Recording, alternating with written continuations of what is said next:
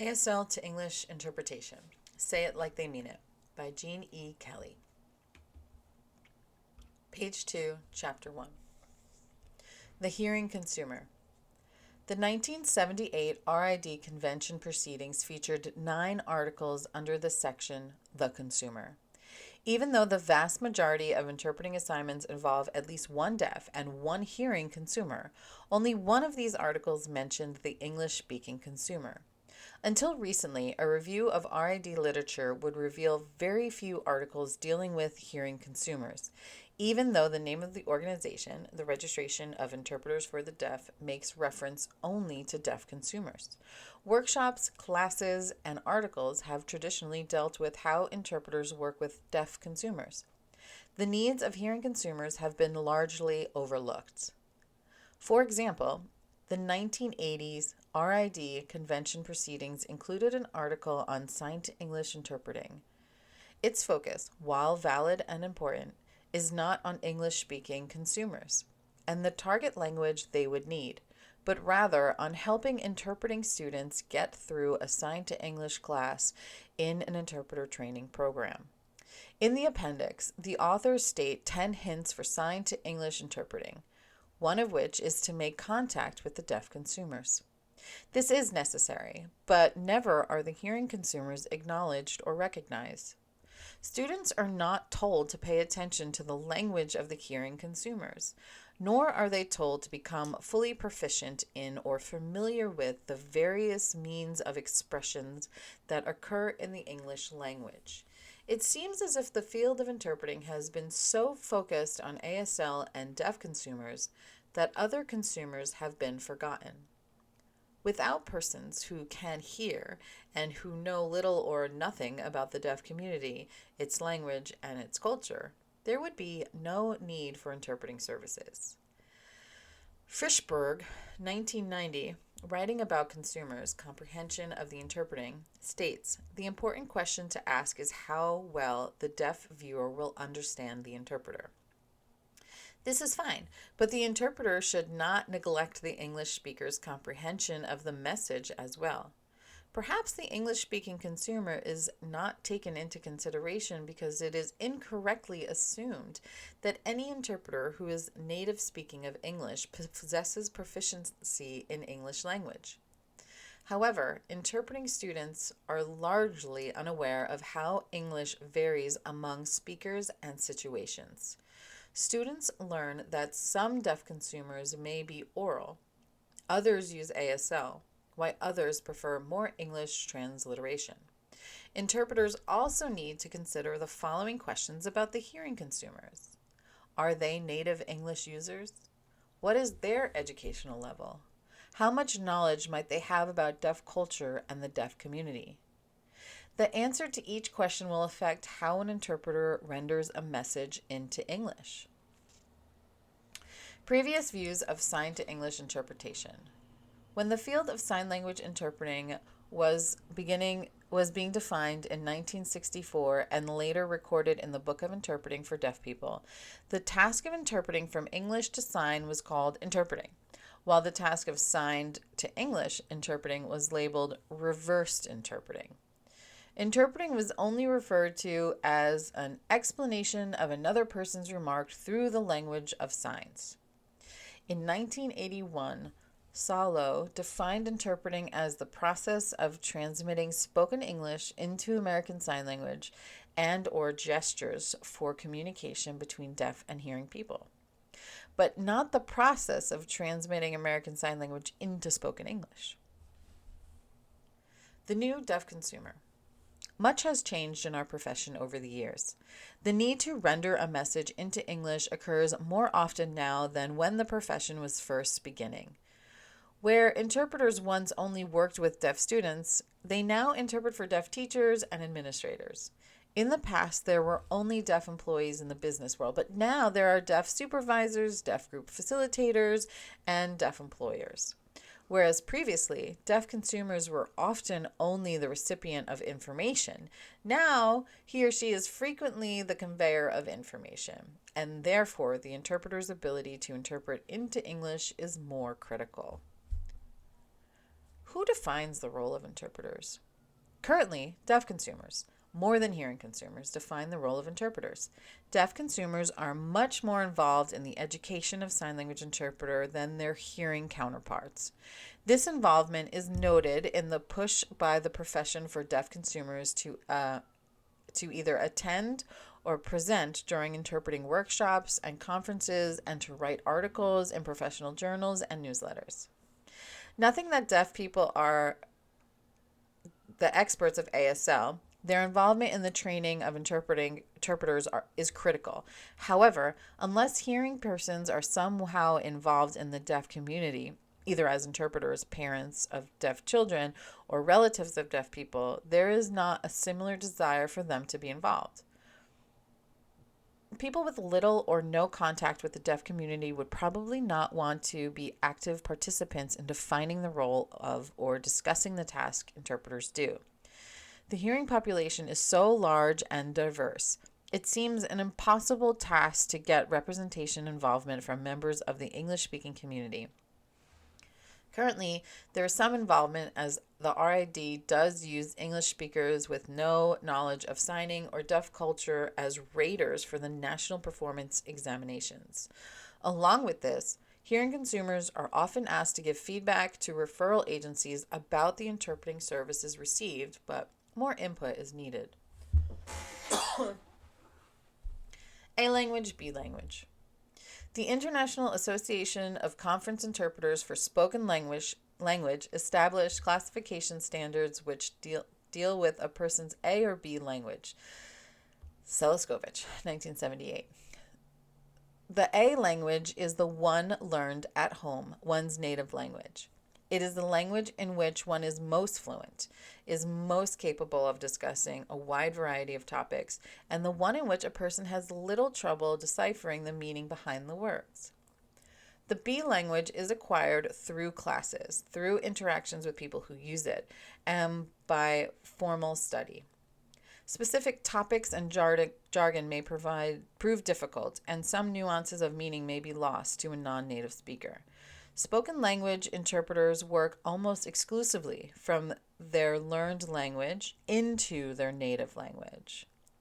A competent spoken language interpreter must have a total feel for the language so that the expression he uses will sound immediately familiar to his listeners, leaving them free to concentrate on the content of the message. Seleskovich, page 74. Humphrey writes, some people contend that sign-to-voice interpreting is harder part of the process, since reading signs is more challenging than producing sign.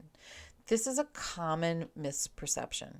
Actually, if one's second language is acquired in an appropriate manner, they should be much stronger working from their second language into their native language. Frischberg states that the practice among sign language interpreters is to interpret into one's B language from their A language, and later states that there are only some situations that require going into the interpreter's A language, English. This is contrast to spoken language interpreters who work mostly into their native language while listening to the message in their second language. However, with more deaf professionals in the field today, the need for sign language interpreters to interpret into their A language has dramatically increased. Challenges of sign to English interpreting. Many language interpreters say that they prefer working from English to ASL.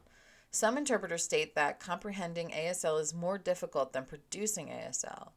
Most likely, it is not the comprehension of the individual signs that prove difficult, but rather the tendency to try to follow the syntax of ASL while producing an English interpretation.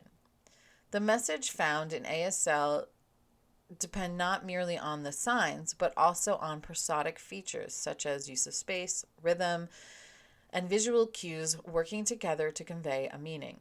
English is an auditory oral language. It is also not dependent solely on words, but uses tone, pacing, and sound to convey meaning.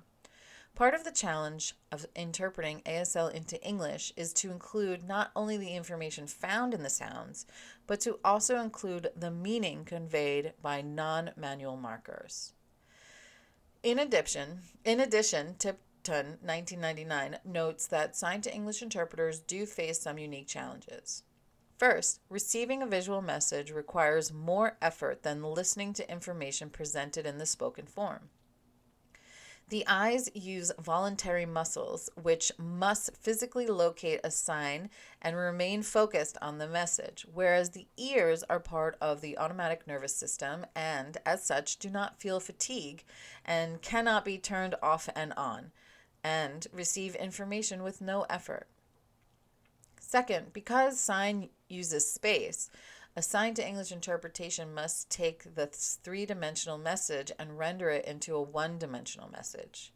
A picture is worth 1,000 words may be almost literally true when interpreting a signed description of a spatial information into spoken English.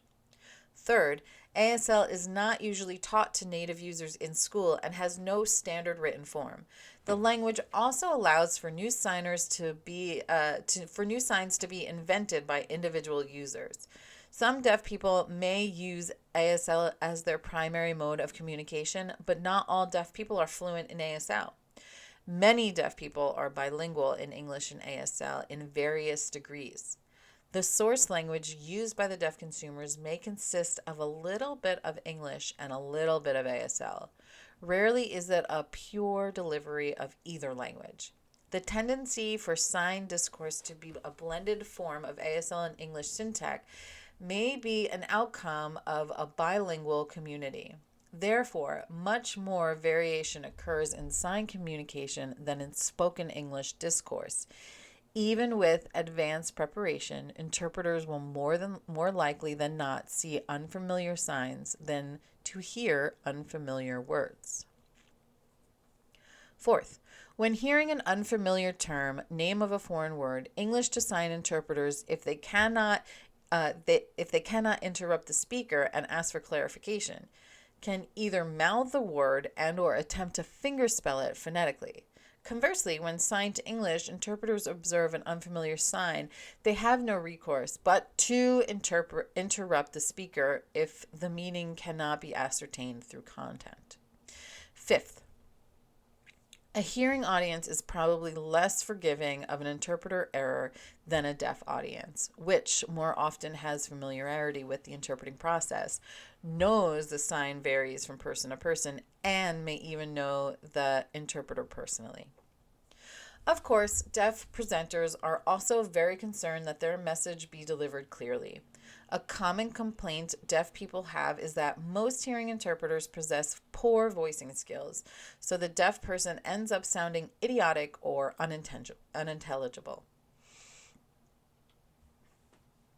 Baker Schenken also goes on to say that interpreters maintain a power imbalance. When the interpreter poorly voices for the deaf person but hides the fact that the hearing people as well as the deaf person. If the target language, English, is unclear or incoherent to the consumers listening, they are unable to distinguish whether the interpreter or the deaf person is making the error. Components of a sign-to-English interpretation. A basic and very, very general model of the process of communication is Berlow's source, message, channel, and receiver, SMCR, a model created in 1960. We have source, which is made up of communication skills, attitude, knowledge, social system, and culture. Message, which is made up of structure, content, and code. The channel, which is done through seeing, hearing, touching, smelling, and tasting. And the receiver, which is made up of communication skills, attitude, knowledge, social system, and culture. The source is the speaker, and the receiver is the listener. Both are dependent on the same attributes, which include attitude and culture found in the message, not merely the words that comprise the communication process. Interpreting adds one more component to this model. The Conference of Interpreter Trainers, 1984, analyzed the task of interpretation and then defined what was needed to understand the source message before an interpretation could be rendered. The components of understanding require the interpreter to 1. Decode and decipher the message, to know the meaning of the signs or words being used. 2. Think. 3.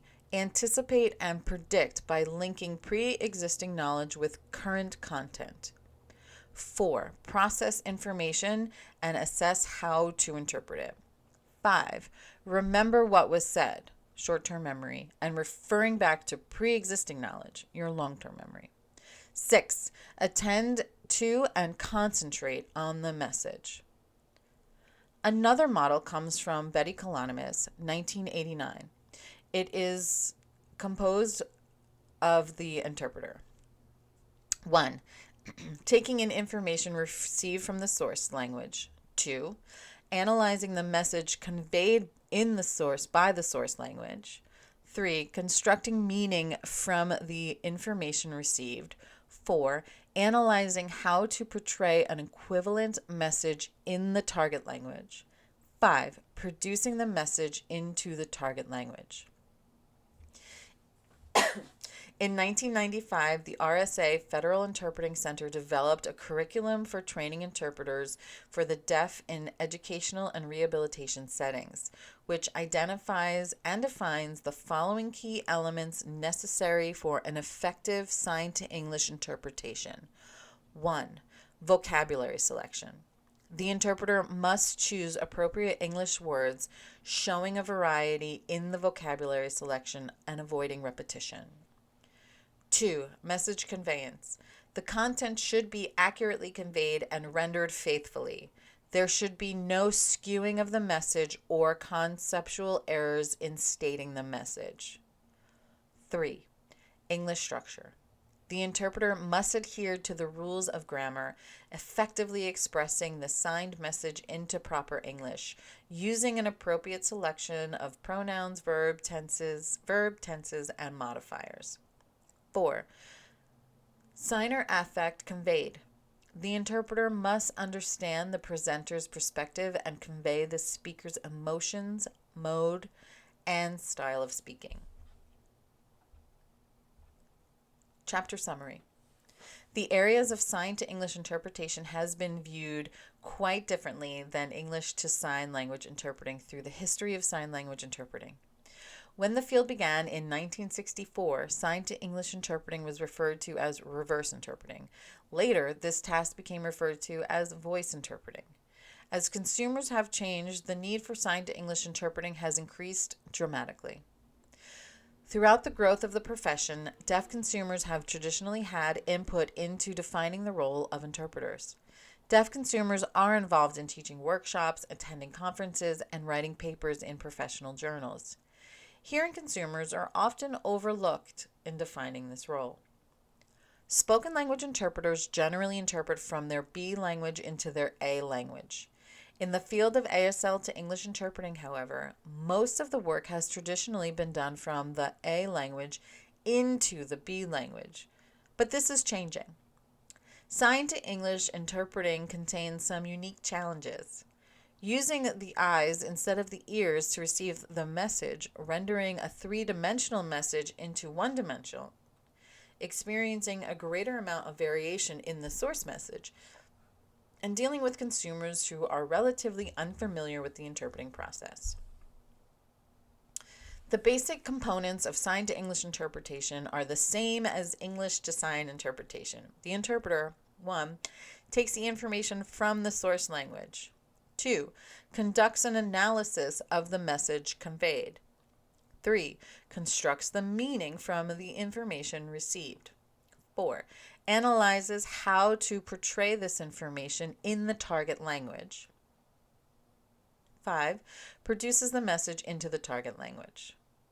When interpreting into English, 4 key components to be aware of are vocabulary selection, message conveyance, English structure, and the sign affect conveyed.